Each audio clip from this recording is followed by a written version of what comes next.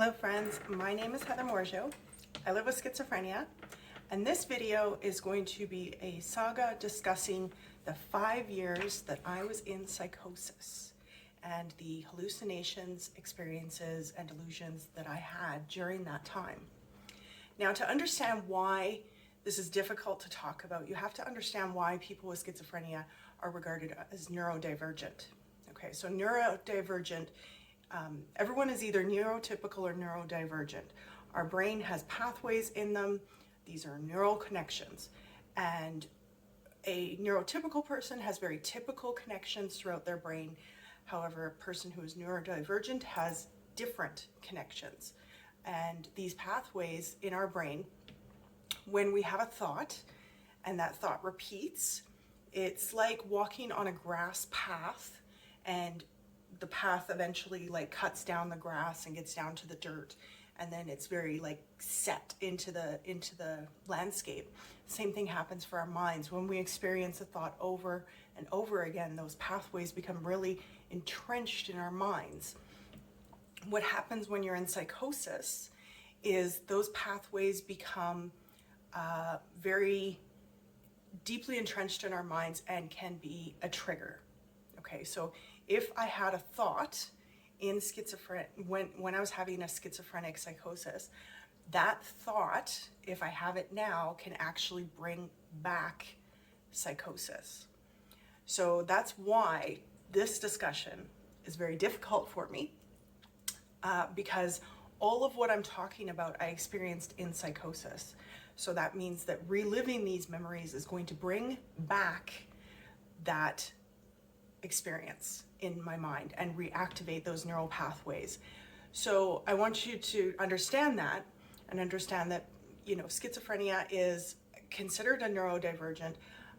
My brain works differently than everyone else's, and reliving these experiences reactivates those neural pathways that exist, that were activated when I was in psychosis.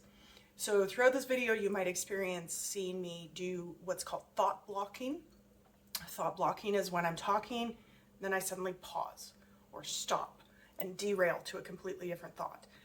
This is typical in people with schizophrenia as kind of like a coping disassociation tendency, and you'll probably see that. I don't know what else you'll see. Disorganized speech is another symptom that might come up.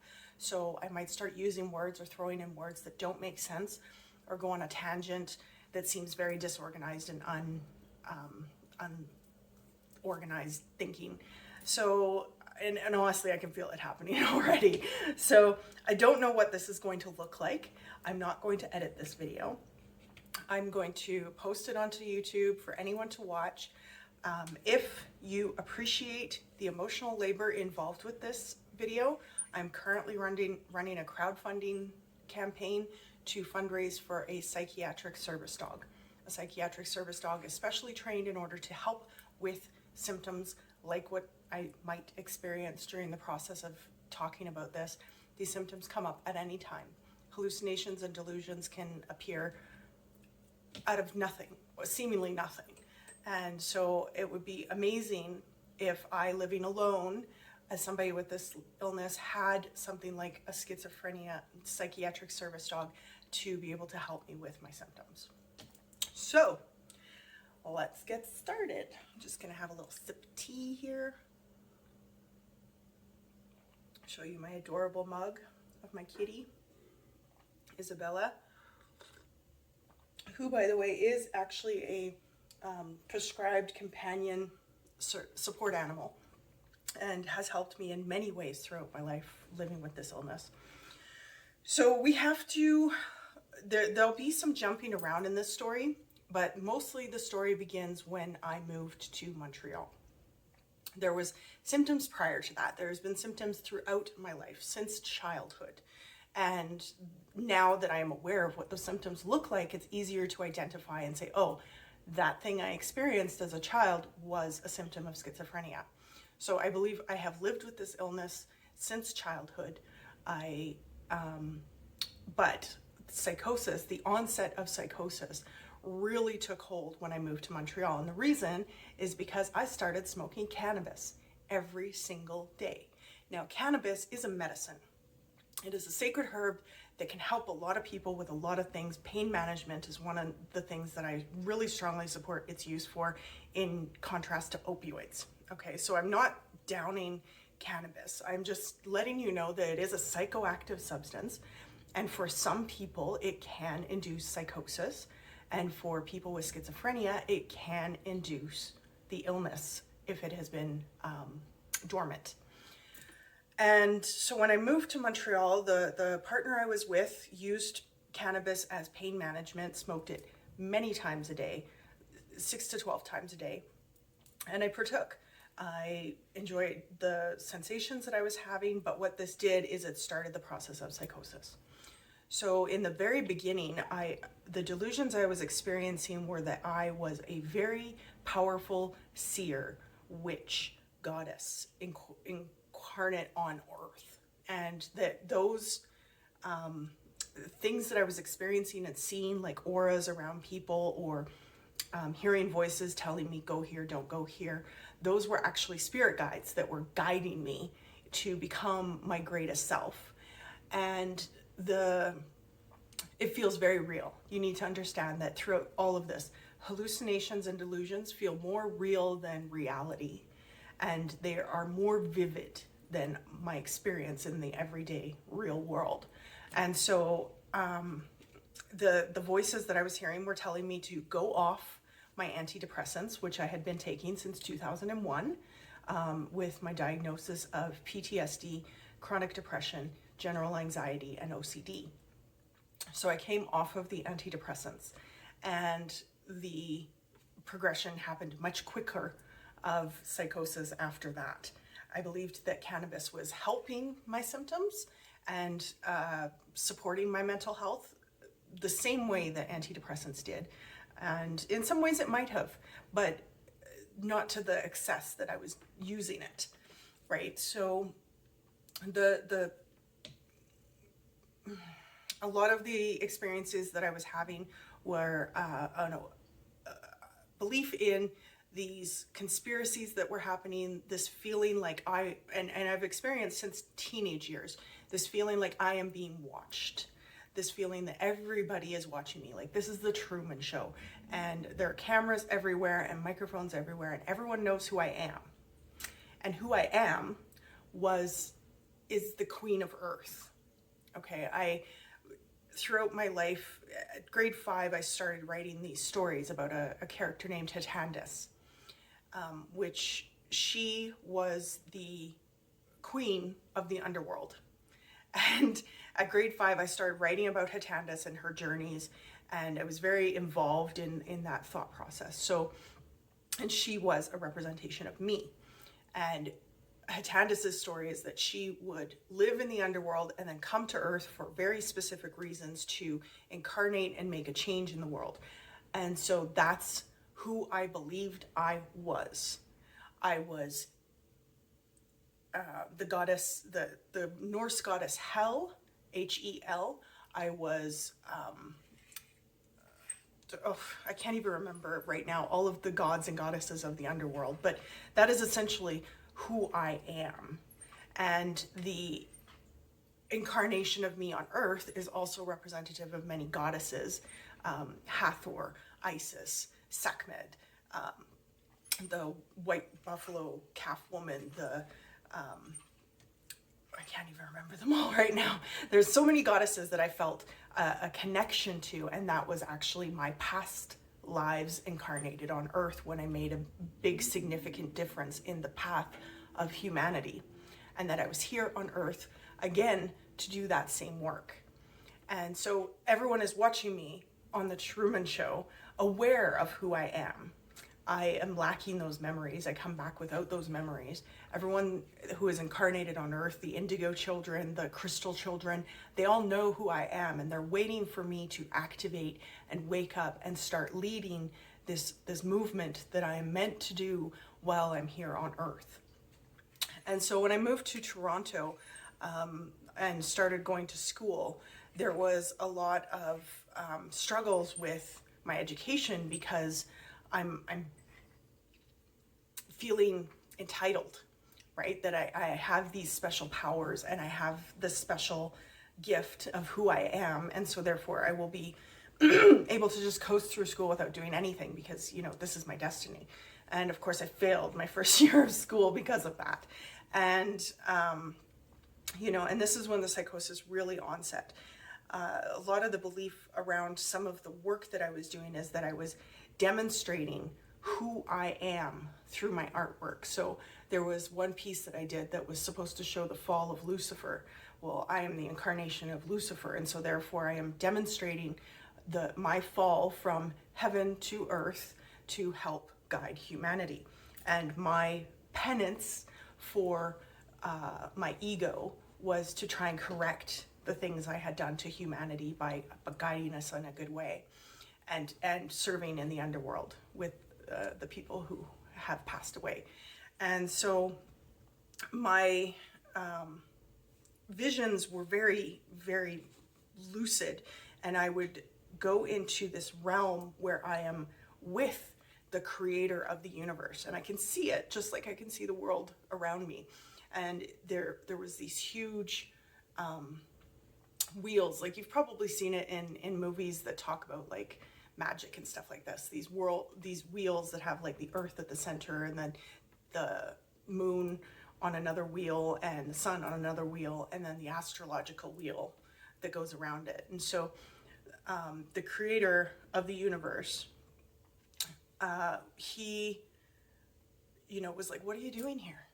You have work to do, you know, like, why are you visiting my workshop? And his workshop was like this vast universe of all of these different wheels spinning, right? And it was really powerful, the vividness of these experiences, and talking with the creator and explaining, you know, like, I don't remember who I am and I don't remember what I'm supposed to do. And then he's like, oh, okay, here's some of your memories back, right? And this pushed me deeper into psychosis. But at the time, I believed I was actually having very real spiritual visions that were true and actual. And sometimes I still do, to be honest, because it was so profound and powerful. And I, you know, saw these like cryogenic chambers. There was 4 of them, and like the creator was like in the center in these 4 cryogenic chambers. One of them was mine, and that's where my soul resided, right? And that's where you know, 3 other divine beings that exist here on earth resided, and could never be destroyed because we are there in the creator's workshop in heaven, or Valhalla, or whatever image you have of what God sits in. That's where we are, right? And that's why we are immortal, is because that's where we live. We were there when the beginning of the universe was created. I had very clear, vivid visions of its creation. I understood how the world was created, how the universe was created, and Earth was mine. Earth was where I reigned, right? And it was my responsibility to protect the planet, protect the people, and ensure that the process of evolution for humanity continued in a good, positive path in the right direction. And and so some of that work was done in the underworld when I'm talking to people in their afterlife, and some of that work was like incarnating like I am now, like I believe I am now. And so I had these very vivid images, and I would be sitting in class, and then the teachers would be instructing us, and I would believe that they're actually instructing me on how to build the next incarnation of the universe. So around this time, I actually ended up writing to Michio Kaku, who is a superstar astrophysicist. And I was trying to explain, I asked him a question. I said, do you think the universe could have been created during a supernova in another universe? And that's all I asked him. I didn't give a lot of details. And he wrote back and he's like, no, that's not possible. But now it's actually considered a viable theory in astrophysics that when a supernova implodes, the energy is so powerful that it actually rips through the universe time space and creates the Big Bang in another universe. So when we're watching a star implode in our universe, that's actually the birth of another universe. And that it was my job, one of my jobs, to construct an arc of souls and DNA to travel through a near a supernova that will be happening soon and cause a black hole creation into that universe. And it will be our job to travel from this universe and this incarnation into the next universe and the next incarnation. And that I was, as a goldsmith, skilled to construct and organize the construction of this arc, which looks very much like that system I was describing, with the planet in the center and the moon around it and the sun around that and the planets and the astrology belts. And so there would be elements going into this, like gold and silver and gemstones and blood of great races of people. And you know, the whole thing would be powered by electromagnetic movement. And I still have the design in my mind. I can still see it so clearly of how we're supposed to build this arc, right? And then from that was explained how we're going to build a UFO with electromagnetic motor systems in it. And again, I can still see in my mind the schematics of how to build this UFO, which will help us travel at light speed. And the takeoff, you know, they've discussed this on a couple different videos. The takeoff from Earth actually involves maglev trains going up instead of rocket propulsion. And there was a couple incidences while I was in school that were really weird and made me believe even further that what I was experiencing was real. And the one that I'm thinking of is I had this deep sense that I had to dye my hair purple and make videos. And so I'm standing with a friend. We're downtown in the neighborhood of Toronto. And I'm like, I think I'm going to do this thing. I think I'm going to make these videos. She's like nodding and she's like, yeah, you have to, you need to. Right. And was really encouraging me in a way that in my psychosis made me believe that they understood who I was and they understood what I was supposed to be doing. And were trying to guide me towards doing that. And at another point, another friend was like, and this is actually just before I left Toronto, another friend was like, oh, and then you'll leave Toronto, and when you come back, we'll all feel you, and it'll just be like, we feel Heather, right? And which was bizarre, but you know, again, played into that psychosis that people can feel me, they can feel my energy, they can feel my power when they're around me. And I have this strong aura of leadership that influences everyone around me, right? And so that's what that was trying to convey to my psychosis, that this is actually a physical manifestation of what's occurring. Another instance was I was with my ex-partner and I'm like, we just need to drive. I'll direct you. I know where we're supposed to go. And at this time I was very fixated on the conspiracy theory of Hollow Earth. And this played into me being the caretaker of the underworld, right? And so we drove, and as my eyes are closed and she's driving, I'm seeing like rows of people along the side of the road that are like, yay, it's her, it's the Queen of Earth, she's coming into herself and she's aware of who she is and what she's supposed to be doing on Earth, right? And it was like a coronation ceremony. And so then I was like, suddenly I was like, turn here, now turn here, now turn here. And I'm not watching the road, right? I'm just reacting.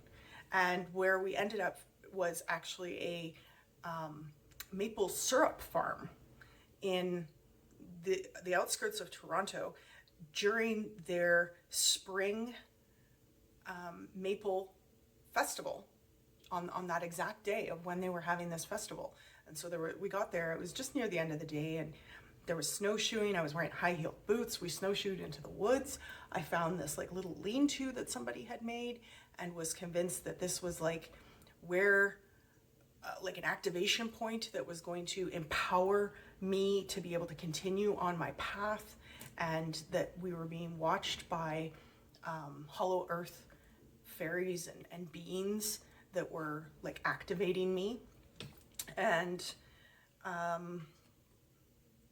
yeah, it was a very strange experience. It's still strange, like here in my lucid medicated mind, it was still very strange that I found our way to this place where Maple Syrup Festival is a very like deep, powerful medicine of the earth and of the trees. And I was having this very deep communal experience with the earth and the trees as the queen of earth, right? And so even in my sober mind, I think that was a really weird experience, you know? And so what else?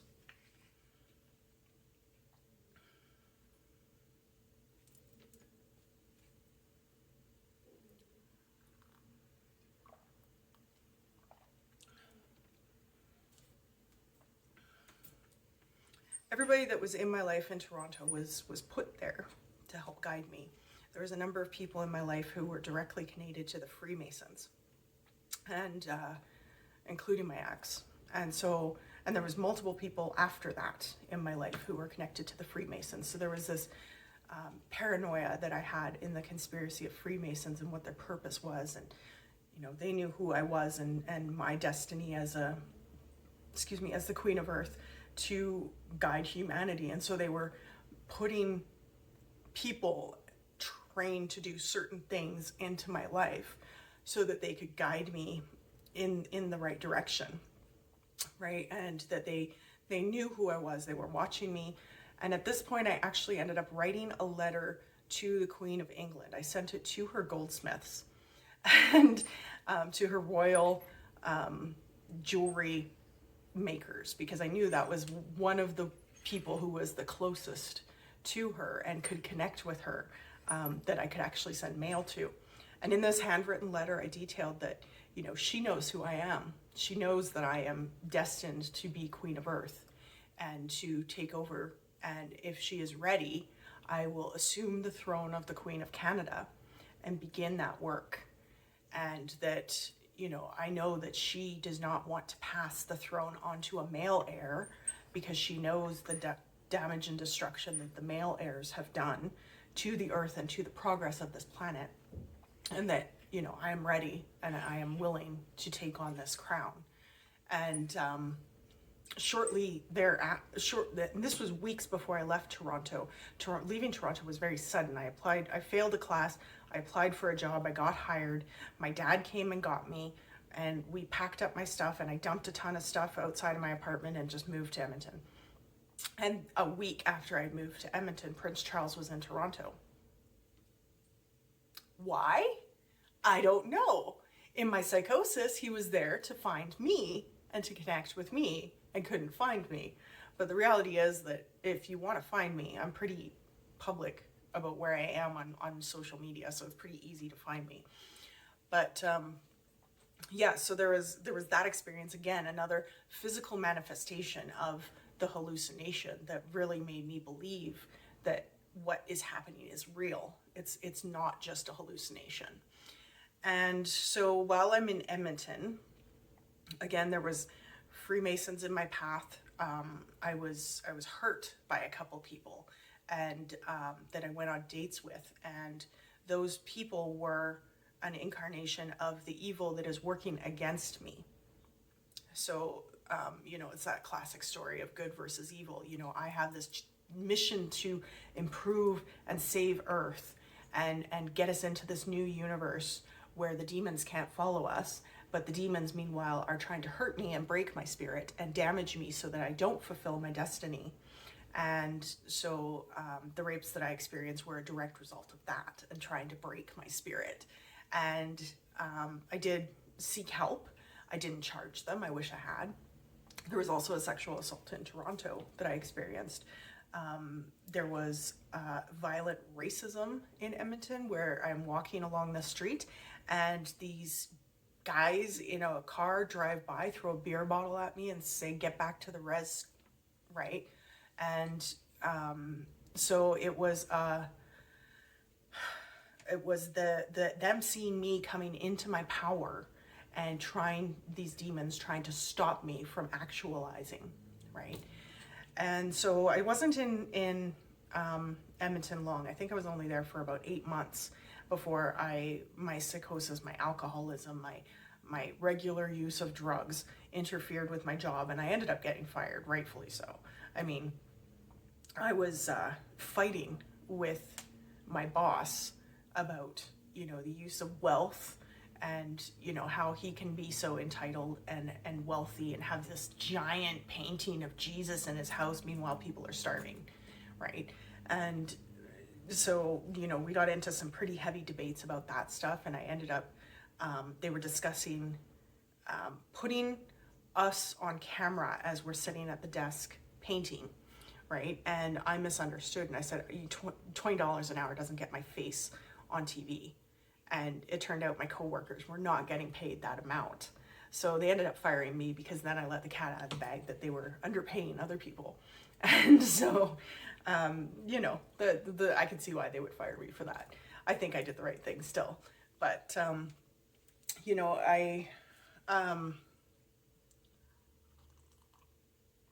made plans with my brother, who was living in Vancouver at the time, that I was going to come stay with him for a bit.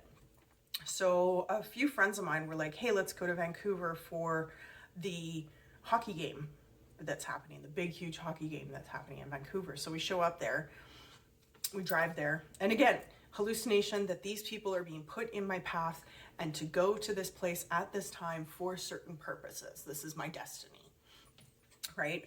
And part of the reason it was my destiny actually relates to a song by Atom Bomb, called, what is it called? No, it's by Fluke, and it's called Atom Bomb. And so this purple-haired, pigtailed character from a video game about driving really fast, in this music video, she goes on a coast to coast on a campaign trail, and I could practically sing all the lyrics to you, but she's got bodyguards who are kung fu stars and stuff like this. And this was the universe talking about me, right? And talking about my power and my influence. And so going coast to coast from Montreal to Vancouver was part of my destiny to rally support for what the next steps of my saving the earth was supposed to be, right? And so, and there was usually 2 bodyguards. Didn't matter who they were. Sometimes they were just random guys walking on the street who were like protecting me, right, in dangerous neighborhoods. And this would happen quite often, where I would find myself in weird situations where I would feel unsafe, and then suddenly 2 guys would show up and they would be kind of like protectors, and I would walk with them. And I didn't even talk to them most times. They were just there. And so when I got to Toronto, Vancouver, pardon me, it was the day of the hockey riot, right? And that was incredibly traumatizing. I still to this day believe that it was orchestrated by the owners of those properties that were damaged. That neighborhood was starting to decay, and they wanted the insurance money for renovations. And so they hired people to start the riot, is what I truly believe happened. I felt it then, I still feel it. And because I watched people who were clothed in black with military issue boots, who were specifically going around starting things on fire, and breaking stuff and destroying stuff. I watched someone get drop kicked into a plain glass window, and it was right in front of me, and I just kept walking. I was so terrified and disassociated from the situation. I was lost. I couldn't find my way out. There was, I went to the 7-Eleven beforehand and had bought Coke there to mix my alcohol in. And then I went back and the whole place is on fire and being looted, right? And the whole riot, I went up to the police line and I'm like, let me out, I want out. And the police line just kept pushing me back, right? And it was really messed up. The whole thing was really messed up, and I still have PTSD about it when I see certain things, right? Like a dumpster fire or people fighting in the street, right?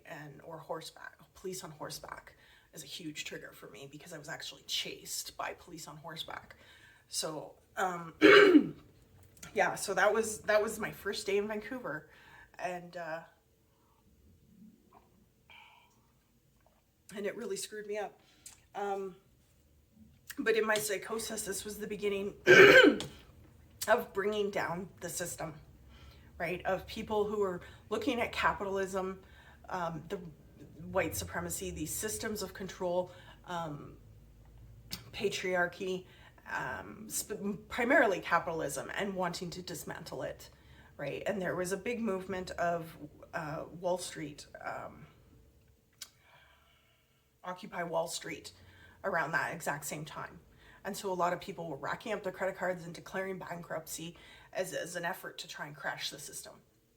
Because the system is designed to ensure that the wealthiest stay wealthy and the poorest stay poor. And so the destruction of that system was paramount to the work I was supposed to be doing, right? At that time in Vancouver, there was also a lot of vacant properties. Foreign investors were buying up properties and no one was living in them. They were just holding them, waiting for the market to inflate so that they could make a profit. And this was driving up the cost of living in Vancouver to exorbitant amounts. It's still really high. And I remember writing to the mayor of Vancouver, or did I write to him? I don't even remember if that's real or not. I remember writing to them and saying, you need to tax foreign property owners at a higher rate than those who live here, because this will open up a lot of the properties. And that's actually something that they ended up doing, and years later. But I had talked to people and we were looking at like squatting, going into these vacant properties like the Olympic Village, which had been constructed for the Olympics, and instead putting, going in, people would buy those properties, leave them empty. And so what I was trying to convince people to do is go in to that building and take over those properties that were owned by foreign people who don't live here anyway.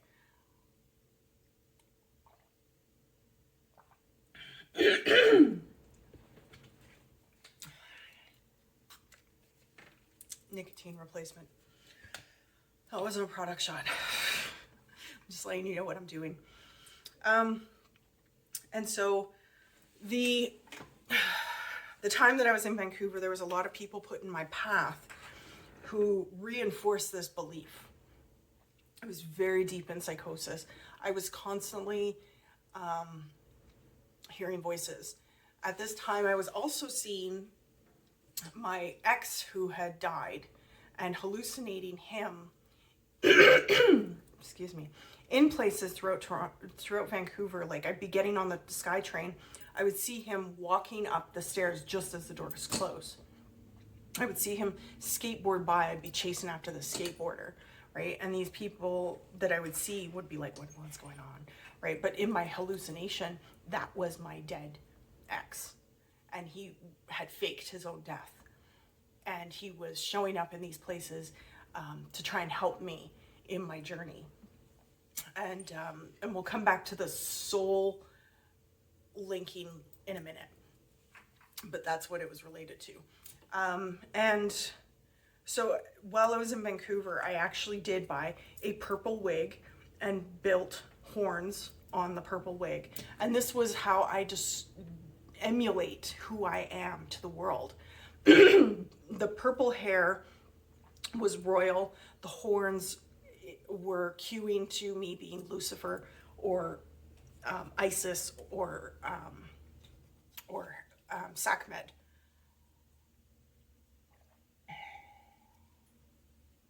I'm trying not to stop the video, but my voice is going all of a sudden. And that relates to the chakra damage that I believed I had. I actually hallucinated about that because when I was a child, when I was 3 years old, I had a cyst on my throat that was surgically removed. And part of the hallucinations I was having is that my chakra, my throat chakra, was too loud, was too powerful. My voice was disrupting the auras of everybody around me. And so I actually had a memory and trigger warning about self-harm. I was in my art studio in Vancouver, and I had a metal pick that I use for engraving on metal.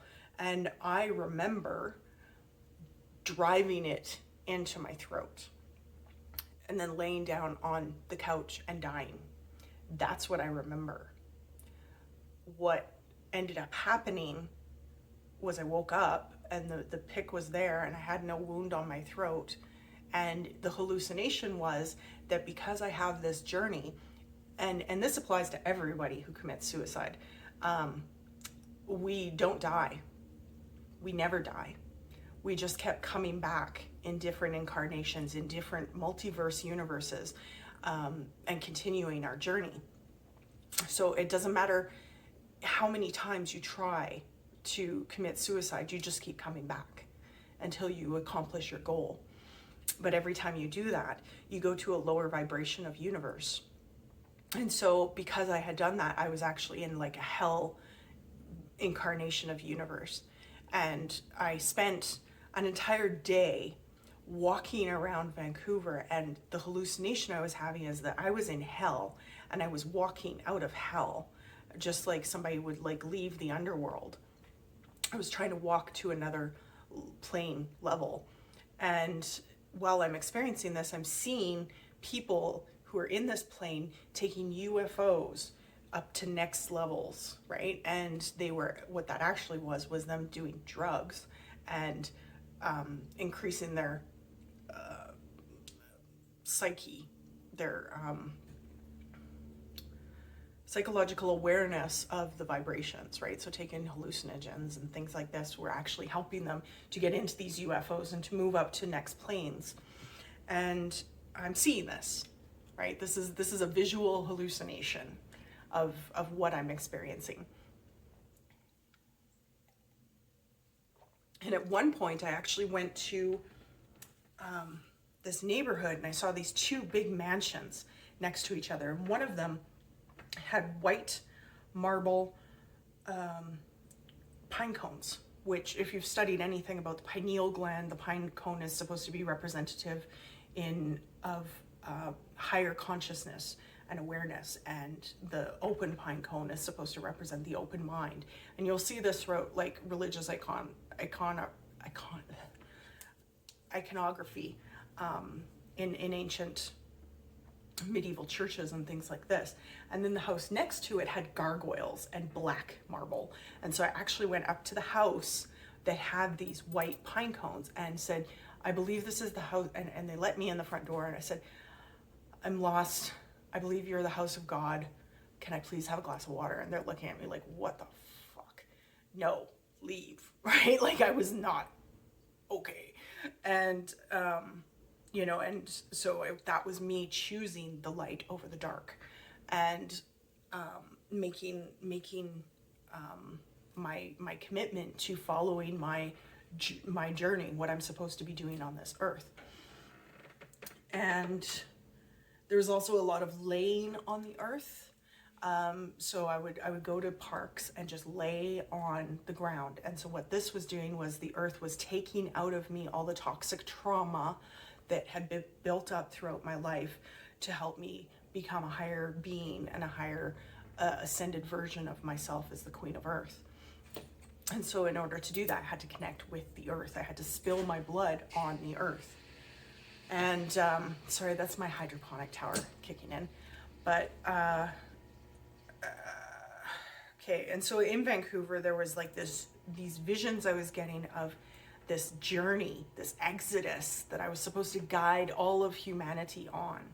So we were supposed to launch satellites. And I actually made videos about this. I actually did find somebody and went to his house where he had this red couch, this Victorian style couch, and this heart-shaped static orb.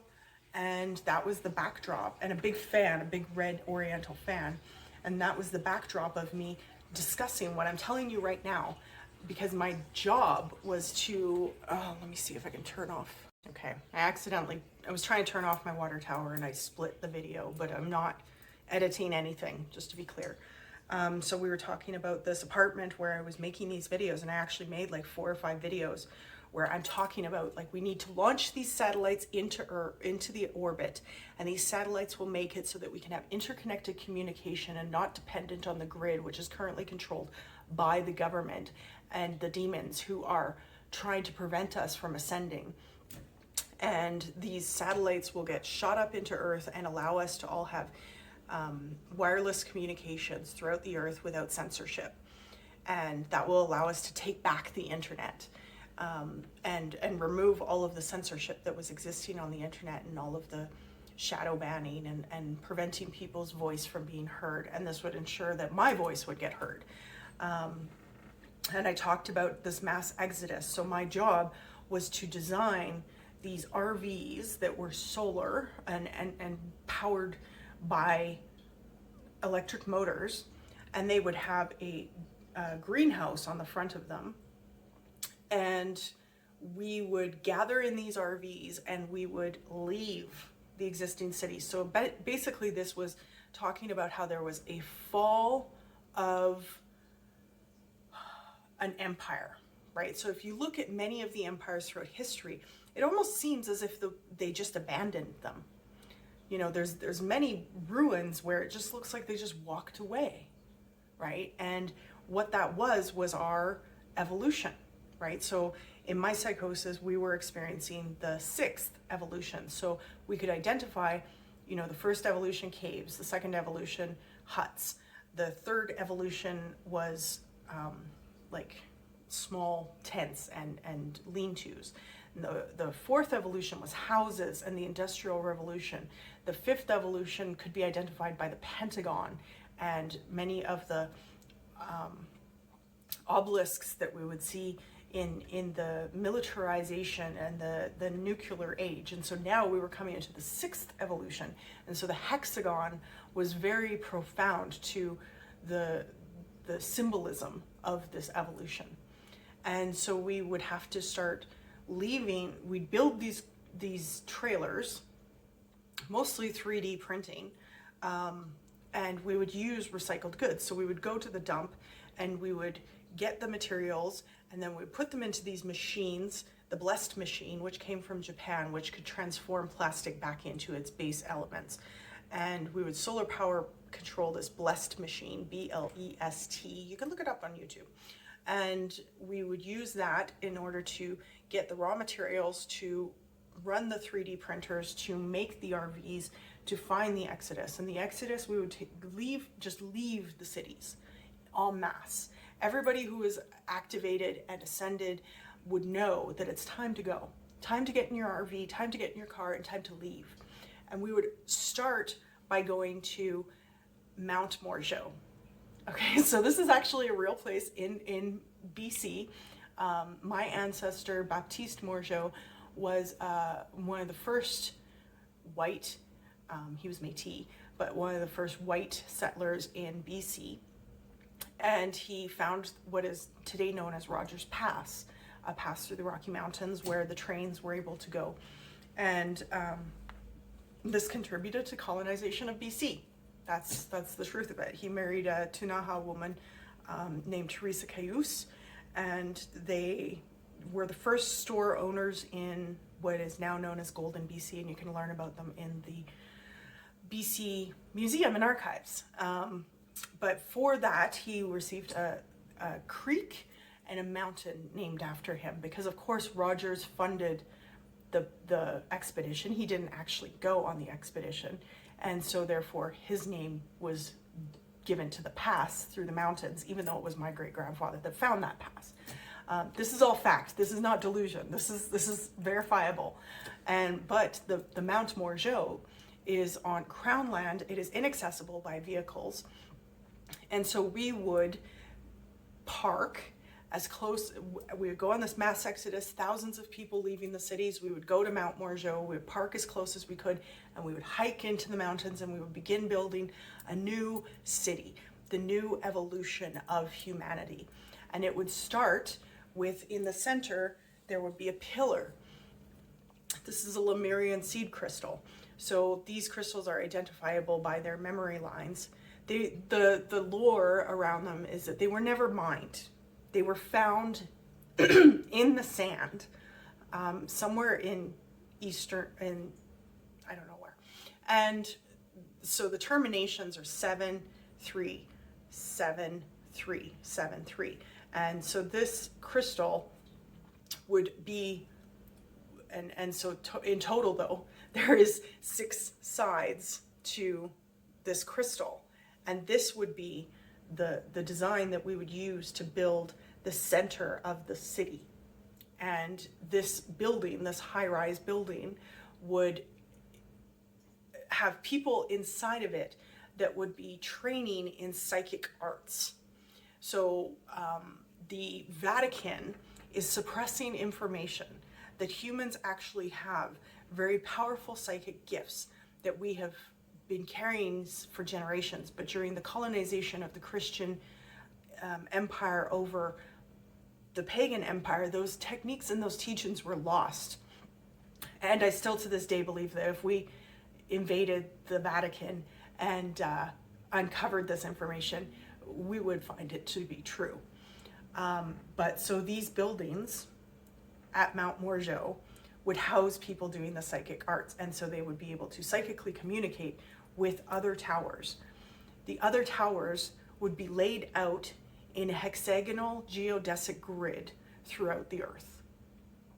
And this geodesic grid would be interconnected by maglev trains that would ensure the humans were not imposing on the earth. No more cars, no more roads. We would have these maglev trains that are above, that are like, here's the earth, they're on a pedestal, they're in a tube, they're going across the earth, so there's very little.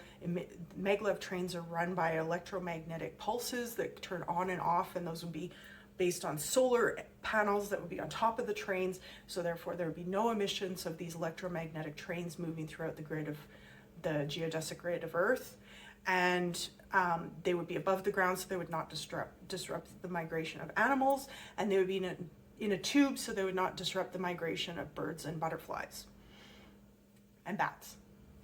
Okay, so this is very specific instructions that I'm receiving, downloading from the universe and from the creator. This is my mission, right? And so I start writing all of this out. These cities that we would be building would be hexagonal.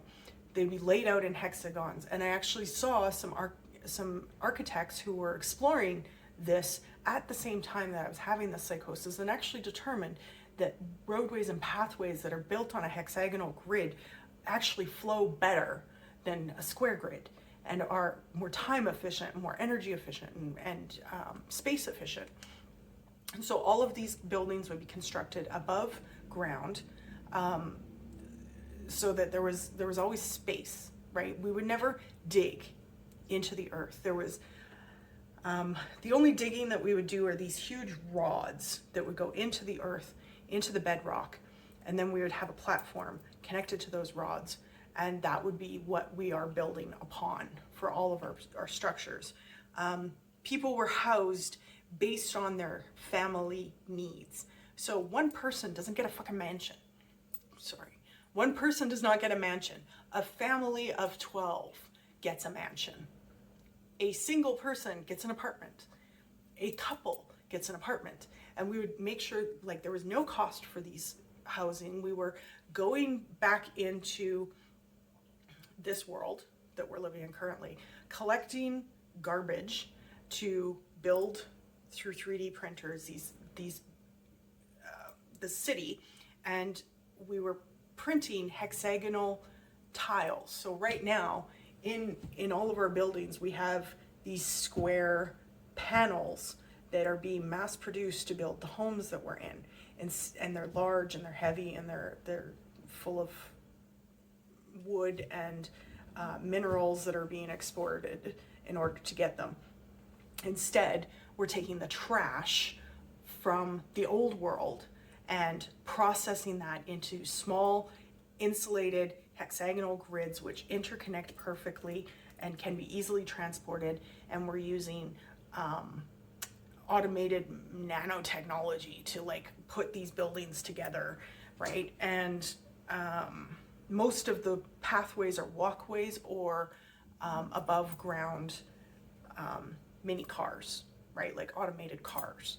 And so, and I've tried drawing it, I couldn't find the drawings. I really want to show you because it's beautiful. It's a sci-fi fantasy, right? Like these egalitarian, net zero communities, everything was self-contained. The water, the food, everything was hydroponically grown.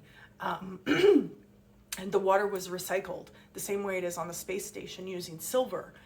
Because right now silver is being used in the space station to recycle urine into drinkable water. And so we would have those water purification systems in every individual building so that each individual building is self-contained and there's no dependent on a grid externally. They would have hydroponic towers in every single one of these buildings that would be growing the food that we would need to survive.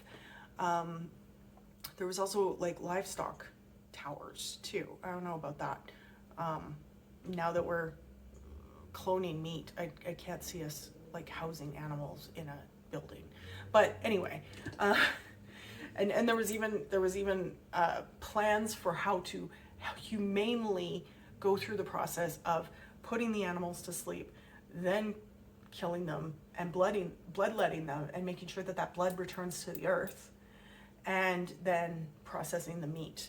Right, so there was very specific instructions on how that would happen too, in a humane and gentle way, and then these cities would eventually build the ramps that I was talking about, the maglev ramps that'll go up into space. So back in the actual cities that we're leaving, some of us would go back and establish these automated healing centers, right? So basically there are people left behind and they are addicted to something, whether it be money or drugs or alcohol or shopping or something. So these cities are becoming vacant, right? Everybody's leaving them, but these people are left behind and they're entrenched in their trauma.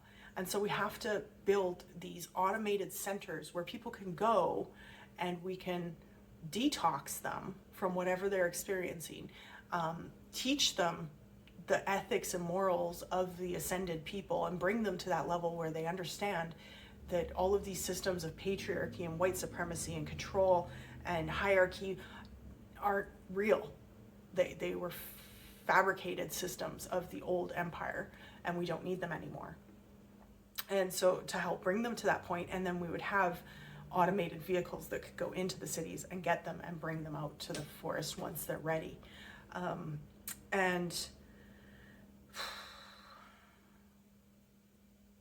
then the old cities were just turning into forests, right? Like they were vacant.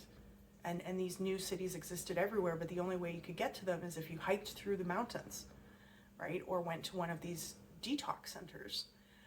And humanity was a completely different race of people, right? And the hexagons in the construction were very important to enhancing that vibration, because the belief was that basically we can't get out of the vibration that we're in right now because we're all living in these boxes, in these squares, in these pyramids, right? And so these are old constructions of power, and we need, in order to fully ascend, we needed to live in new constructions of the next evolution of humanity. And this would actually influence our DNA at a level, at a microscopic level, because if we're 90% water.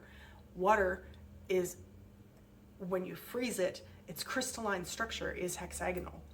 So therefore all the water within our body is connecting through a hexagonal grid. And I was looking at like DNA and microscopic images of skin and muscle tissue, and they were all hexagonal, right? So this was our bodies trying to ascend, our bodies trying to grow, right? And become more in line with the systems that Mother Nature and the Creator and had in line for us. And it was my job to get us there. my job to get us there. And this is really hard. So while I'm in psychosis, I'm writing all this down and I'm making these videos and I'm trying to convince the world that this is what we need to do. And so I was even trying to start a company when I got back to Red Deer of like, we need to make these RVs to help bring people into the wilderness. And I had a friend at the time and he was so patient, right? And he was listening to me and he didn't tell me that everything I was talking about was completely unrealistic, right? I'm ranting and raving about all the stuff that I'm telling you now. He was just so patient and understanding. And he's like, yep, this is what you want to do. You want to go and you want to start a company to make these RVs so that we can get on with this exodus. That totally makes sense, you know, and it was so kind of him.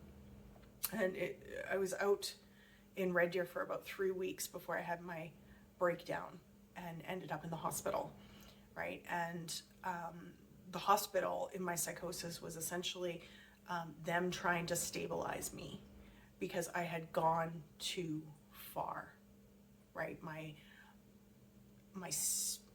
forgot to talk about the spirit linking. Let's go back to Vancouver. At one point I was in my art studio and there was something called the Vancouver Eastside Culture Crawl, right? And so all the studios would open their door and the public would come through and see the art and buy the art. And so I'm in psychosis at this time and believing that I had to be there and not leave there and not smoke, not go out for a cigarette. Cigarettes were a big part of my psychosis during that process. So I'm sitting there with my vape pen and my edible cannabis, and I didn't eat or sleep for like 3 days. And the people who were coming into my art studio, I don't know them. They're strangers. I don't recognize them at all, but I recognize their soul. So their soul knows my soul. And so I'm saying hello to these strangers. It's great to see you again. Thank you for coming. I'm so glad you're here, as if I know them, right? And it must have been very unsettling for the people who were actually showing up to my studio at that time, because I'm talking to them as if they know me. And there was a couple people who looked at my artwork on the walls, because I had poems that were talking about on the walls, talking about me as the Queen of Earth, me as this incarnation of Mother Earth, the spirit of her, and it is my job to gather all of my children to take them into the next universe, right? And so I had poems about that on the wall, and I had writing and a picture with all of these gemstones in little cocaine, like little drug bags, right? All of these gemstones represented the souls of the people who had already passed away, and I was supposed to take those souls through the portal, right? Remember the portal into the next universe that's created by the supernova, right? So these gemstones are how I transport souls, right? And I do this because that means that demons can't get through, because demons can still get through in blood, but they can't get through in a gemstone. And so I had all these gemstones laid out on these canvases in little drug bags with moonscapes, right? And so there was people that came into the studio at that time who were saying things like, I'm so glad that you have become who you're meant to be. And, you know, I see the power in the images that you're creating. And you know, you don't have to. One guy came in and looked at some of my paintings of myself that I had and said, you know, you don't have to prostitute yourself. You are powerful and special just as you are, right? And had a long discussion about that, had a discussion about this man came in and he said, you know, I used to write, but everything I wrote became real. And everything I had been writing was becoming real in my psychosis, right? And actually in the world too, there was stuff that was happening that seemed very much in line with it. And he said, oh, I'll come back tomorrow and give you the disc of all the writing that I did, but I'll never write again because everything I wrote became real. And that's something that still sticks with me to this day, right? If I'm writing, I believe that I am incarnating something through that writing. It's becoming real. And the delusion was that if I write it, it becomes real. If I speak what I wrote, then it dissipates and it won't happen, right? So if I wrote something bad that I didn't want to happen, I would just say it out loud and it wouldn't happen.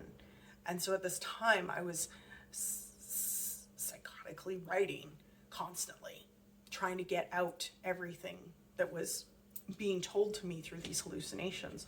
And at one point, my studio was part of my hallucination because I kept getting locked out of it, right? And the door would lock behind me. It was like one of those knob locks, excuse me. And then I would have to go up on top of the boxes that they had built and unscrew panels, a panel, and then drop down into my studio. So this was me entering the underworld, right? And this was me accessing my sacred knowledge that I had as the queen of the underworld, the queen of earth, right? And tapping into that information. So every time I would lock myself out of the studio and have to go up and into the studio, I was actually bringing out this information.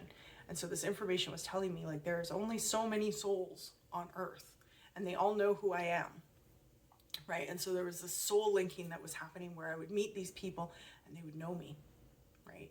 Or they were people I know in different bodies, right? So like my parents or my son or my ex who had passed away, right?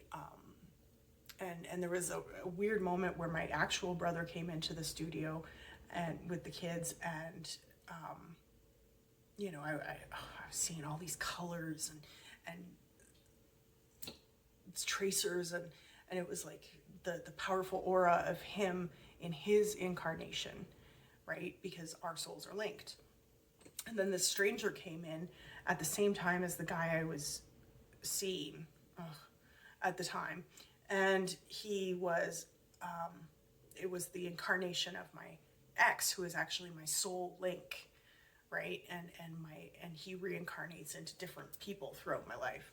And the guy I was seeing was like offended, like posturing to this guy who walked in, because there's an automatic attraction between me and his soul, even though I'm not doing anything.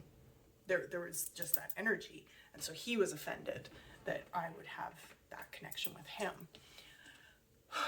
And so that was another one of those reality hallucination things that were happening. So, okay, let's go back to Red Deer now. So I go to the hospital. The first thing I did when I got into the emergency room, I told the story of you know, I guess I'll tell it again. I went to this thing called a table meeting at a treatment center in Tees, and I do not recommend this for anybody. They have you write out your 4th step and do all 8 steps in one day. And I was in psychosis, and so there was a table at the front of the room, and so what I'm seeing is like God and angels and demons who are battling for my soul. And everybody in the room I don't know them, but they embody the souls of the people that I love. And the hallucination that I was having was, if I stay there, they will all die. Their souls will die. So I had to leave and walk away, just like Sodom and Gomorrah, and not look back, and just walk like Jesus walked. And so there's a lot of religious delusion in schizophrenia, a whole bunch. And so I walked along the side of a highway during a snowstorm for like 10 kilometers, and I was picked up by the side of the road by the person who brought me to this thing, to this table meeting. And I refused to look. I covered my eyes with my scarf, and I refused to look as he's taking me back. And I refused to read my step 4. I made him read it. And it wasn't until he finished reading my step 4 that I would uncover my eyes. And then the asshole who was running the thing, I step out of the door, and he's like, great performance.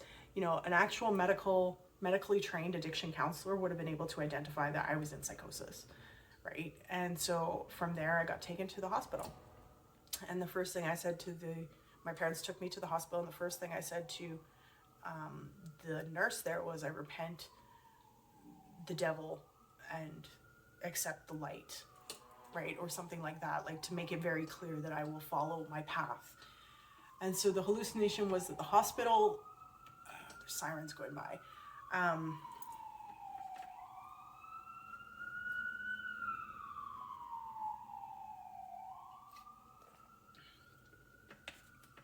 very sensitive to auditory stimulation.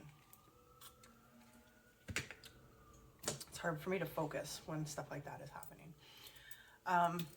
So the hallucination is that the hospital was there to stabilize me, that I had reached this level of ascension to the point where I was no longer fully in reality, right? Like there was like this line a human could live where they're like in the reality or in the antimatter, actually, and we'll get into antimatter in an antimatter universe. And I was too far into the antimatter universe to function properly in the real universe. So they were there to stabilize me and heal me so I could be balanced enough to do the work I'm supposed to do. And the antimatter universe was another thing that I think I wrote to Michio Kaku or some astrophysicist about, that I had basically figured out what antimatter was. So antimatter exists in a higher percentage than matter does in the universe. And essentially, this is the realm of the spirit. This is the physical manifestation of our dreams. Let me come back to that. This is the physical manifestation of everything that we consider a soul or the spirit realm or the unseen world, right? And antimatter is in opposite of our matter at all times. So there is us and there is the antimatter us, right? And my antimatter self is the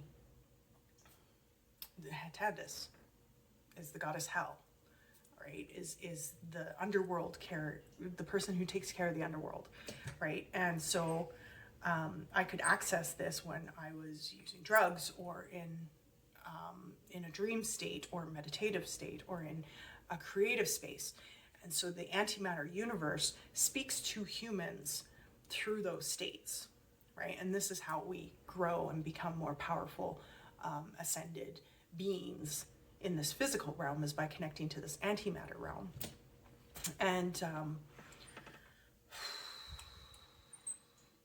they can watch us and they can see us in the physical realm, but we can't, unless we are like in the mind state that I was in, where I'm constantly communicating with them through my psychotic state, or whether you're on drugs or whether you're dreaming, you can't interact with them, but they can interact with us and watch us and observe us. So I was constantly hearing voices, and those voices were the antimatter universe guiding me to my great purpose of being able to save the earth and save the world. And they would follow me everywhere I would go, and water was a big conduit for that. So I think it was like the second or third day I was in the hospital, it was like World Water Day, and I was on isolation. I was not allowed to leave the ward, but I was demanding to go to the pool because I had to be in water for that event, for World Water Day, when everybody throughout the earth was praying for the water at the same time. Because if you look at what's his name?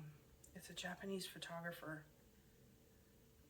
who captures crystalline water. Morimoto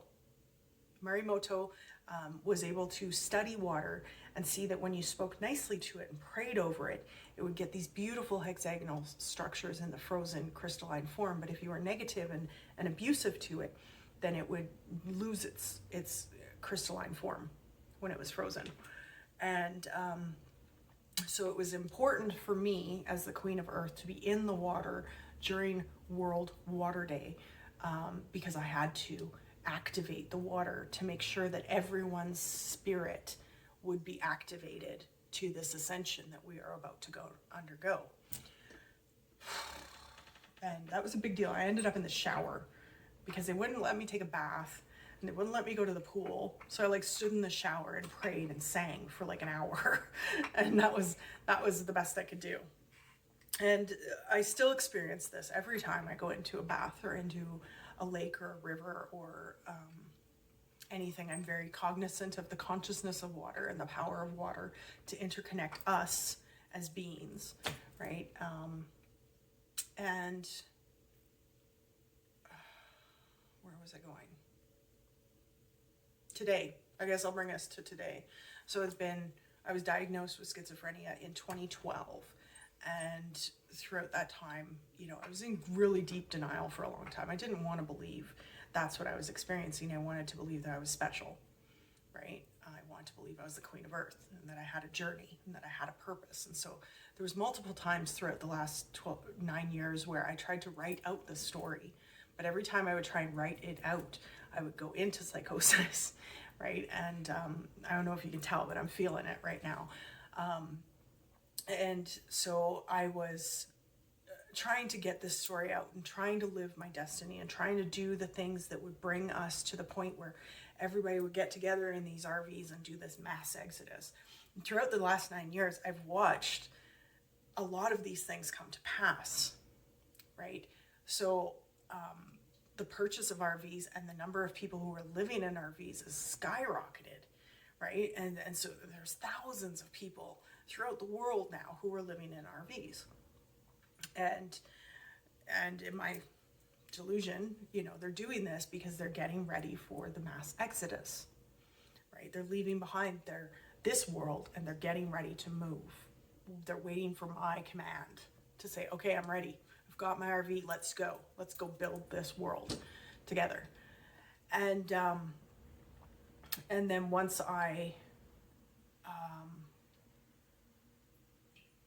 sorry, I lost my train of thought. Excuse me. Starlink, the satellites that I talked about 9 years ago happened, right? Elon Musk launched satellites up into the universe, and they're in a perfect line, and they have the ability to completely remove our dependence on cords, on internet that is wired, right?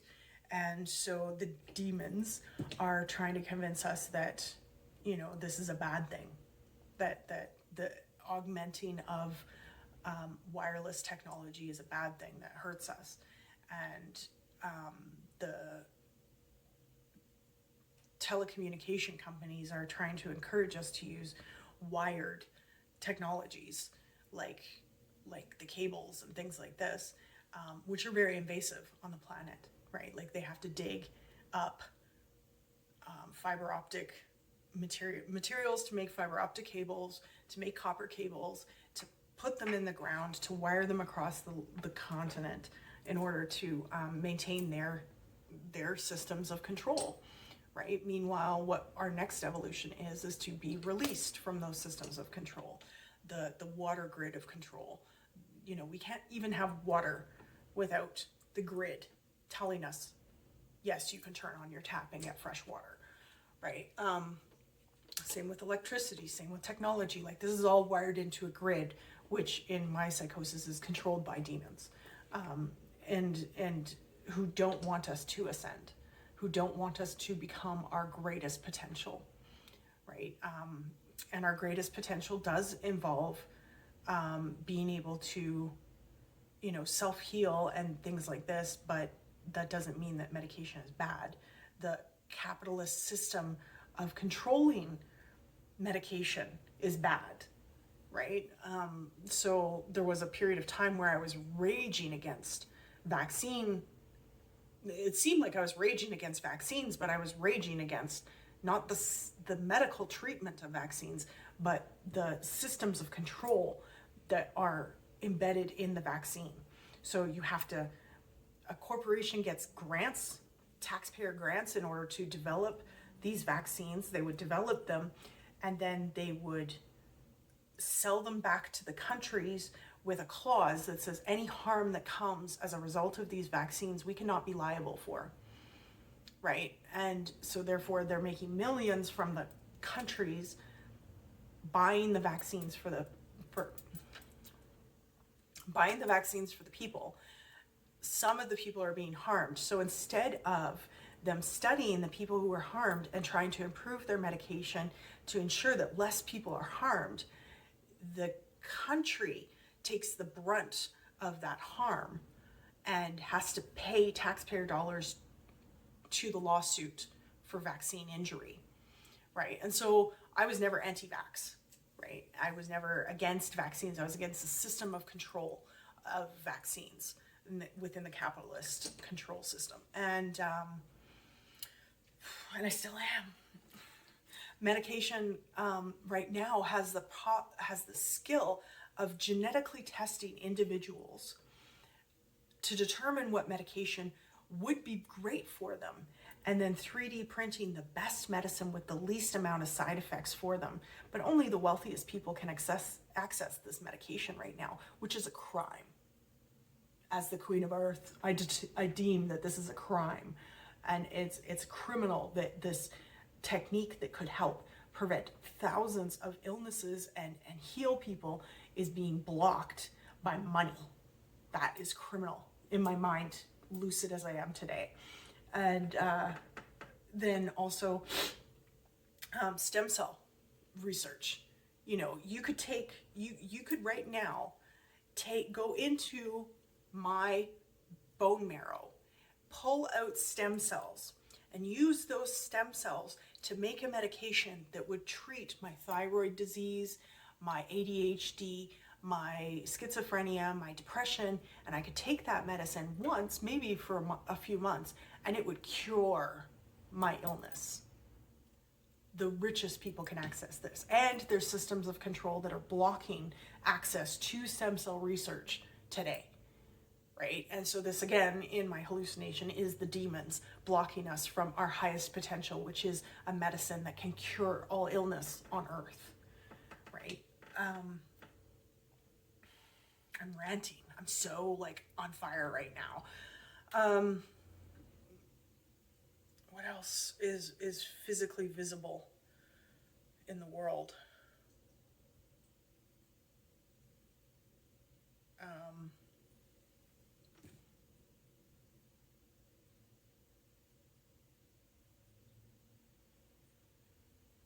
Tesla cars, electric cars, the movement towards all of these technologies of electric cars, 3D printing, all of these are becoming the next wave, right? And so the hard part for me today is knowing all these things and seeing these designs for this world and wanting to communicate them to you and be like, this is our next evolution, right? And there's a part of my delusion that says that one day people will look back at this video and be like, she was a prophet. She was a seer. She could see the next evolution of humanity, and she was telling us what it was, right? Like Nostradamus, things like this, and that one day, people will hear this and will see this and will recognize that what I'm saying is not crazy, is not schizophrenia, is actually who I am, and actually the truth of what I know. Right, and these designs and these plans and these schematics and this journey that we're meant to go on for humanity is a real thing, right? My genuine hope in making this video is one that it relieves me of my guilt, because I live with a constant guilt that I'm not living up to what I'm supposed to be doing in my incarnation on this earth, right? And so that by saying this, if it is true, the right people will find me, and it will become a mass movement that will manifest, right? And then there's also the hope that I'll be able to write this. Maybe this is just a really good story. Maybe this would just make a really good Netflix series, right? And so I need to be able to get it out of my mind in order to write it out, in order to have it published, in order to have it turned into a movie or a series or whatever. So yeah, there's a lot of hopes in making this. Mostly I just wanted to share it with you because it's still in me. If extraterrestrials came down today and said, hey, your job is this, let's do it, I would be more than happy to do it. More than happy. you know, and I am working towards living in an RV full time. I am working towards,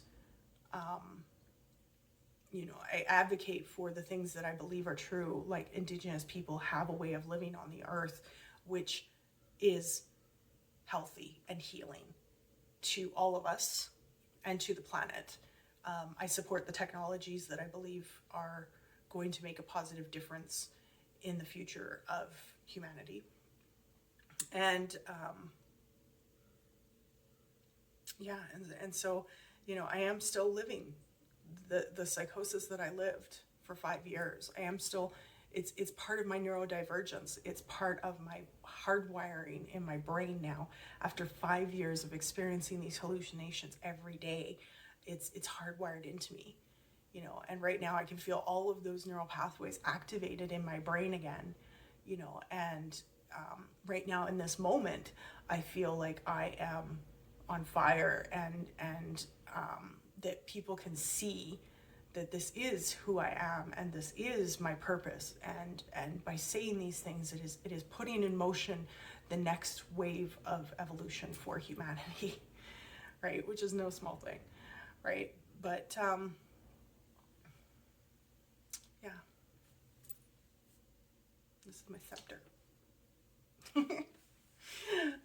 The next phase of the delusion was once these cities are established and once the UFOs are built and once the ark is built, then it is my job to go into, there was two paths, right? And the paths diverged because I am Gemini. I'm not just Gemini. My sun sign, moon, and ruling planet Mercury, so Mercury is the ruling planet for Gemini, all three of those were in Gemini when I was born. And so that's kind of like a planetary convergence, right? And so there's two paths I could take. One, I could sacrifice myself to the earth, right? And my blood will go into the earth and help heal her. And two, the second path is that I go up into the stars and that I take the ark through the black hole. And in doing so, demons can't follow us through the black hole. Right, and so this ark that's built out of gold and silver and blood and gemstones, when I take it in the UFO through the black hole, I am essentially starting a new universe where all of our souls will go into, and we will live without the demons of control that exist in this universe. And I was the only one who could do it. No one else could do that because it is my magic as the Queen of Earth, as the goddess that I am. That is my magic, is to be able to transport us into a new universe. So, yeah. That's the story of what I experienced for the 5 years that I was in psychosis. And that was quite the journey. And I am so grateful for you for coming along that journey. If you watched this far, please leave a comment of a purple heart in the comments, just so I know you made it this far. And thank you for watching. Thank you for sharing and donating if you donate. I really appreciate all the support that I get.